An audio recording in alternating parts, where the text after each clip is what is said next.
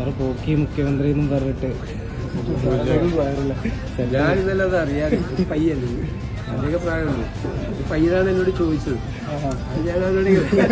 ഞാനൊരു എനിക്കതിനെ വാത്സല്യം കൊണ്ട് കാണിച്ചായിരുന്നു. അവൻ്റെ ഒരു ഫേസും അവൻ്റെ അപ്പിയറൻസ് ഒക്കെ ഉണ്ടപ്പോൾ എനിക്കൊരു വാത്സല്യം തോന്നുന്നില്ല. അവനെ പേടിക്കുന്ന ശരിയാക്കാന്നുള്ള മട്ടില് ധൈര്യം ഈ ചെറുപ്പക്കാരുടെ ഇടയിലുള്ള ആഗ്രഹമല്ലേ. പിന്നെ ഞാൻ പറഞ്ഞു വാക്കല്ലേ പറഞ്ഞേക്കണം, നമുക്ക് ശരിയാക്കി എടുക്കാതെ. പെട്ടെന്ന് ഇവന്റെ ഫേസ് കണ്ടപ്പോൾ നമ്മൾ പിള്ളേരോട് പറയില്ലേ, നമ്മൾ മോളോട് കാണിക്കണ പോലെ അതെത്താത്ത സ്ഥലമില്ല.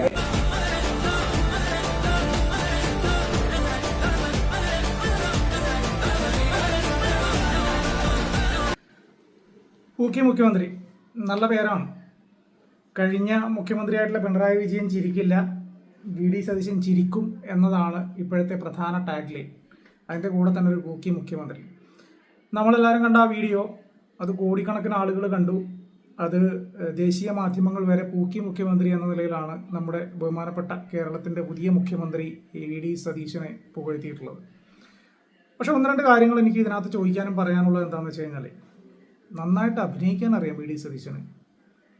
പൂക്കി മുഖ്യമന്ത്രി അല്ലെങ്കിൽ പൂക്കി സ്റ്റൈൽ പിടിക്കുക, ഒരു പൂക്കിയായിട്ട് അറിയപ്പെടുക എന്നത് നിങ്ങളുടെ PR ഏജൻസിയുടെ PR വർക്കിൻ്റെ ഭാഗമാണ് എന്നുള്ളത് ആർക്കും മനസ്സിലായിട്ടില്ല, ഒരാൾക്കും മനസ്സിലായിട്ടില്ല എന്ന രീതിയിലാണ് അദ്ദേഹം അയ്യോ അങ്ങനെ സംഭവിച്ചു പോയി, എന്ത് ചെയ്യാൻ, അയ്യോ ഞാൻ അറിയാതെ ഞാൻ ഇങ്ങനെ അവനോടൊരു വാത്സല്യം തോന്നുന്നു, ഒരു കൊച്ചു ചെറുക്കൻ അതിനകത്ത്.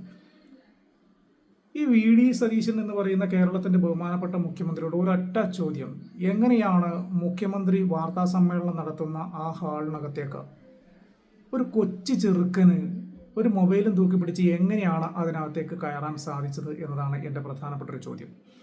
ആ ചോദ്യത്തിലേക്ക് വരുന്നതിന് മുമ്പ് ഞാൻ ഒന്ന് രണ്ട് കാര്യങ്ങൾ കൂടി പറയാം. എന്താണെന്ന് വെച്ച് കഴിഞ്ഞാൽ, കഴിഞ്ഞ നിയമസഭാ തെരഞ്ഞെടുപ്പ് അനൗൺസ് ചെയ്തതിന് ശേഷം ജെൻസി പിള്ളേരെ ടാർഗറ്റ് ചെയ്തിട്ട് അവരിലേക്ക് എത്തുക എന്നതാണ് പ്രധാനമായിട്ടും വി ഡി സതീശനും കോൺഗ്രസും നോക്കിയിരുന്ന ഒരു പ്രധാന കാര്യം.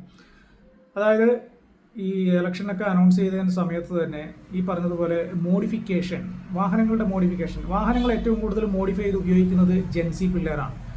അപ്പോൾ ജെൻസി പിള്ളേരെ കയ്യിലെടുക്കുക, അവരുടെ ഒരു വലിയ വോട്ട് ബാങ്കാണ്. CPM എന്ന രാഷ്ട്രീയ പാർട്ടിയെ സംബന്ധിച്ചിടത്തോളം അവരുടെ പരമ്പരാഗതമായ വോട്ട്, അവരുടെ ചിഹ്നം കണ്ടു കഴിഞ്ഞാൽ അതിലേക്ക് ചെയ്യും എന്നുള്ള കാര്യം ഉറപ്പാണ്. പക്ഷേ മാറിയും മറിഞ്ഞും നിൽക്കാൻ സാധ്യതയുള്ള ജെൻസി പിള്ളേരുടെ വോട്ട് പിടിക്കണമെങ്കിൽ അവർക്ക് വേണ്ടി എന്തെങ്കിലും ഒന്ന് ചെയ്യും എന്ന് പ്രഖ്യാപിക്കണം. മാത്രമല്ല അവരെ കയ്യിലെടുക്കാൻ അല്ലെങ്കിൽ അവരിലേക്ക്, അവരുടെ വിരൽത്തുമ്പിൽ, അവരുടെ മൊബൈലിലേക്ക് എത്താൻ പറ്റുന്ന ഏറ്റവും നൂതനമായ അല്ലെങ്കിൽ ഈസിയസ്റ്റ് വേ എന്താണെന്ന് കണ്ടുപിടിക്കണം എന്നുള്ളതാണ് അവരുടെ PR വർക്കിൻ്റെ ഏറ്റവും ആദ്യത്തെ കാര്യം.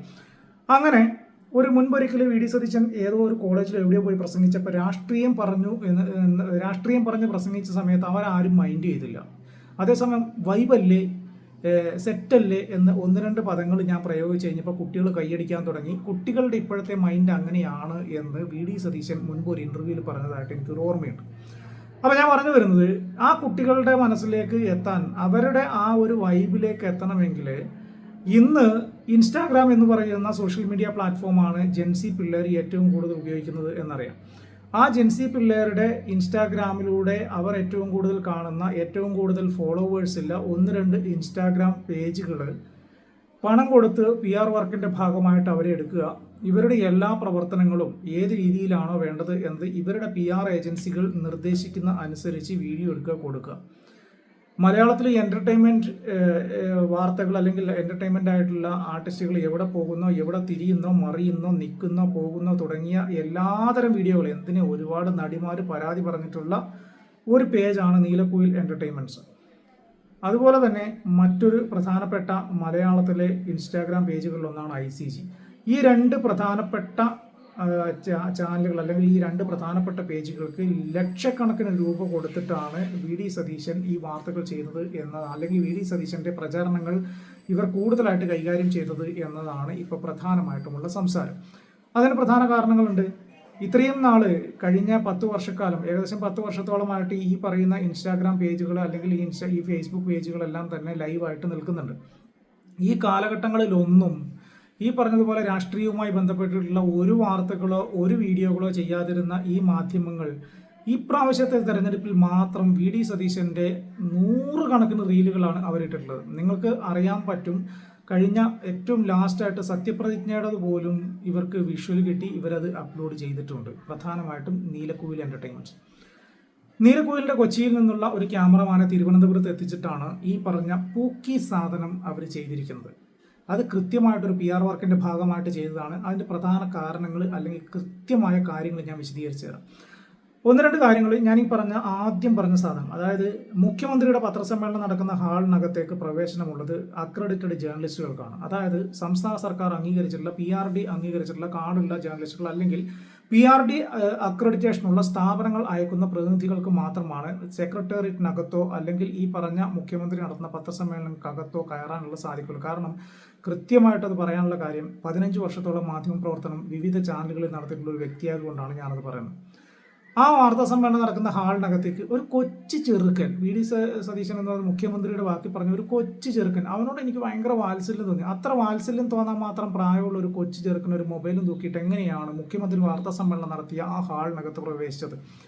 കൃത്യമായിട്ട് ഒരു ചോദ്യം ചോദിക്കാൻ അവനോടത്ത് കൃത്യമായിട്ട് കാര്യങ്ങൾ പറഞ്ഞു കൊടുത്ത് അവൻ ആ ചോദ്യം ചോദിക്കുന്നു. ആ ചോദ്യത്തിന് മുഖ്യമന്ത്രി ഇപ്പം ശരിയാക്കി തരാം എന്നുള്ള ലെവലിൽ ഒരു ആക്ഷൻ കാണിക്കുന്നു. അത് പൂക്കിയായിട്ട് ആ സാധനം വിടുന്നു. ഇനി അത് വൈറലായതിനു ശേഷം ഇവർ ചെയ്ത പരിപാടി എന്താണെന്ന് വെച്ച് കഴിഞ്ഞാൽ, ഇവരുടെ തന്നെ കുറേ പേജുകൾ അല്ലെങ്കിൽ ഇവരുടെ സപ്പോർട്ടീവായിട്ടുള്ള UDF-നെ സപ്പോർട്ട് ചെയ്യുന്ന കുറേ ആളുകളുടെ പേജുകളിൽ ഈ സാധനം കട്ട് ചെയ്ത് പല സ്ട്രാറ്റജികൾ അല്ലെങ്കിൽ പല വീഡിയോ മോഡൽ ഈ സാധനം, അതായത് പല വീഡിയോകളുടെ ഭാഗമായിട്ട് ഈ പൂക്കി മുഖ്യമന്ത്രി അവതരിപ്പിക്കുന്നു. അപ്പോൾ സ്വാഭാവികമായിട്ടും ഇത് വൈറലായതിൻ്റെ ഇത് പോരാത്തതിന് പല നടിമാരോടും പോയി ചോദിക്കുന്നുണ്ട്, എങ്ങനെയുണ്ട് നമ്മുടെ നീലക്കുയിലിൻ്റെ ആ പേജിൽ തന്നെ കിടപ്പുണ്ട്, അനുമോളോടൊക്കെ ചോദിച്ചിരിക്കുന്നത് എങ്ങനെയുണ്ട് നമ്മുടെ മുഖ്യമന്ത്രിയുടെ ചിരി, പൂക്കി മുഖ്യമന്ത്രി അല്ലേ? അതായത് ഒരു സാധനം ഏറ്റെടുത്തിട്ട് ആ സാധനം PR വർക്കിൻ്റെ ഭാഗമായിട്ട് ചെയ്തിട്ട് അത് വൈറലാക്കിയിട്ട് പിന്നെ അതിൻ്റെ ചുവട് പിടിച്ച് നടക്കുകയാണ്. രണ്ടാമത് വേറൊരു സാധനമുണ്ട്, കടിക്കുന്നൊരു സാധനം കണ്ടില്ലേ, അതാ കണ്ടോ? അത് പക്ഷേ പൂക്കിയായില്ല കേട്ടോ, അത് ചീറ്റിപ്പോയി. അതാണ് സത്യസന്ധം. അപ്പോൾ ഞാൻ പറഞ്ഞു വരുന്നത് ഇത്രയേ ഉള്ളൂ. കൃത്യമായിട്ട് കേരളത്തിലെ ഓൺലൈൻ മാധ്യമങ്ങളെ പ്രധാനമായിട്ടും ഇപ്പോൾ പിള്ളേരുടെ ഇടയിൽ ഹൈലൈറ്റ് ആയിട്ട് അല്ലെങ്കിൽ പിള്ളേരുടെ ഇടയിൽ അവർ ഏറ്റവും കൂടുതൽ കയറി കാണുന്ന ഇൻസ്റ്റാഗ്രാം പേജിലെ വീഡിയോകളായിട്ടാണ് ഈ പറഞ്ഞ മുഖ്യമന്ത്രിയുടെ അല്ലെങ്കിൽ വി ഡി സതീശൻ്റെ പല പരിപാടികളും കഴിഞ്ഞ തെരഞ്ഞെടുപ്പ് പ്രചാരണ കാലഘട്ടം മുതൽ വന്നിരിക്കുന്നത്. ഈവൻ ഈ പൂക്കി മുഖ്യമന്ത്രി അടക്കം ഒരു സ്ക്രിപ്റ്റഡ് സാധനമാണ് എന്നത് നമ്മൾ കൃത്യമായിട്ട് മനസ്സിലാക്കണം. കഴിഞ്ഞ മുഖ്യമന്ത്രി പിണറായി വിജയൻ ചിരിക്കില്ല, ഇപ്പോഴത്തെ മുഖ്യമന്ത്രി വി ഡി സതീശൻ ചിരിക്കും എന്ന ഒരു ടാഗ് ലൈനോടുകൂടി അവതരിപ്പിക്കാൻ വേണ്ടി അതീവ സുരക്ഷാ മേഖലയായിട്ടുള്ള മുഖ്യമന്ത്രി പത്രസമ്മേളനം നടത്തുന്ന ഹാളിനകത്തേക്ക് ഒരു ID കാർഡോ അല്ലെങ്കിൽ ഒരു അക്രഡിറ്റേഷനോ ഇല്ലാത്ത ഒരു എന്താ പറയുക വെറും ഒരു ഇൻസ്റ്റാഗ്രാം പേജിൻ്റെ പ്രതിനിധി അതിനകത്ത് കയറ്റി വീഡിയോ എടുത്തിട്ട് പൂക്കി മുഖ്യമന്ത്രിയാക്കിയത് കൃത്യമായിട്ടുള്ള അവരുടെ PR വർക്കിൻ്റെ ഭാഗമാണ് എന്നത് മാത്രമാണ് എനിക്ക് പറയാനുള്ളത്.